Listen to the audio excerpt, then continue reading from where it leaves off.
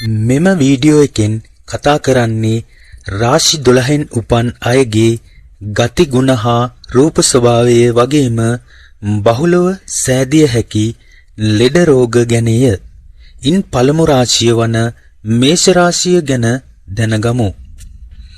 සාමාන්‍ය රූප ස්වභාව මධ්‍යම ප්‍රමාණ ශරීරයක් වේ.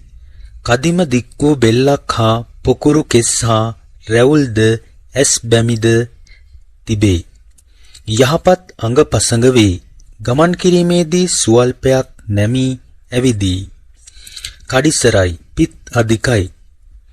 ගතිගුණ කුජහිමි සටන්කාමී ඌෂ්ණ රාශියක් වූ බැවින් මේෂෙහි උපන් අය උසස් අදහස් ඇති ඉදිරියට යන තේජවන්ත ගතියකින් යුක්ත වෙයි.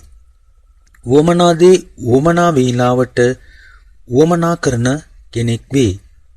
කෙසේ හෝ ලබා ගනී. තමාගේ පෞද්ගලික ආසා සැප පහසුකම් අනුන් වෙනුවෙන් කැපකිරීමට සතුටක් නොවේ. තමාට වමනා කරන දේ තමාට ඕනෑම වේ.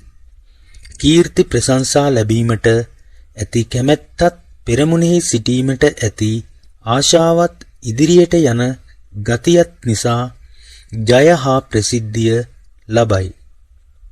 ක්‍රියාවෙහි සූරයි, එසේම කඩිසරයි. පුරුෂයෙකු නම් තමාගේ භාර්යාවට හෝ ස්ත්‍රියෙකු නම් තමාගේ ස්වාමියාට හෝ හැර වෙන කිසි කෙනෙකුට යටත් පහත් වීමට කැමති නැත. සහකාරියට හෝ සහකාරයාට ඊතා භක්තිවන්ත වෙයි. දිනන ලද ඉඳුරන් ඇති කෙලෙහි ගුණ සලකන කෙනෙකුද වෙයි. බඩගිනි ඉසිලිය නොහැක. නිතර ටික ටික කෑම ඕනෑ කරයි. නිතරම ආඩම්බර ගතියෙන් සිටී. මේෂ ලග්නයෙහි උපන් අය වාද විවාදවලට වඩා යෝග්‍ය නැත. විවාදයේදී තමාට ජයගන්ට බැරි වූ විට රණ්ඩුවක් මතු කරගෙන එයින්වත් ජයගන්ට සිතයි. එහෙත් වහා අවබෝධ වන තීක්ෂණ නුවණක් තියෙනවා. සටනට නොපැකිලෙයි. කිසි බයක් නැත. සුළු සුළු දේවලට කැමති නැත. විශාල ව්‍යාපාර කටයුතු වලට යෝග්‍යයි. උසස් සිතුවිලි වේ. හදිස්සියේ කරුණු වෙනස් කරයි.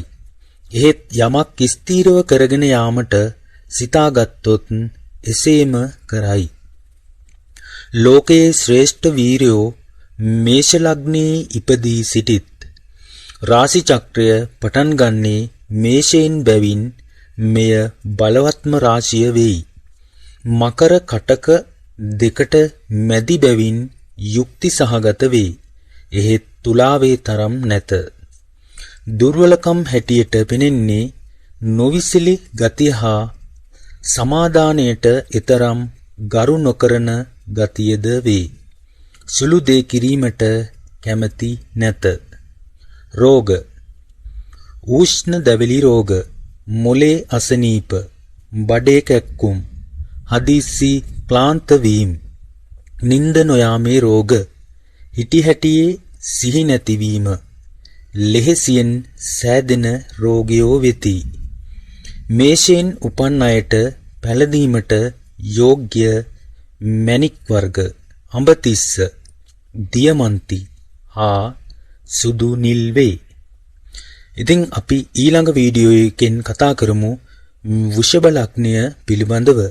එතකන් මාව සබ්ස්ක්‍රයිබ් කරලා තියාගන්න. ඔබ සැමට තෙරුවන් සරණයි.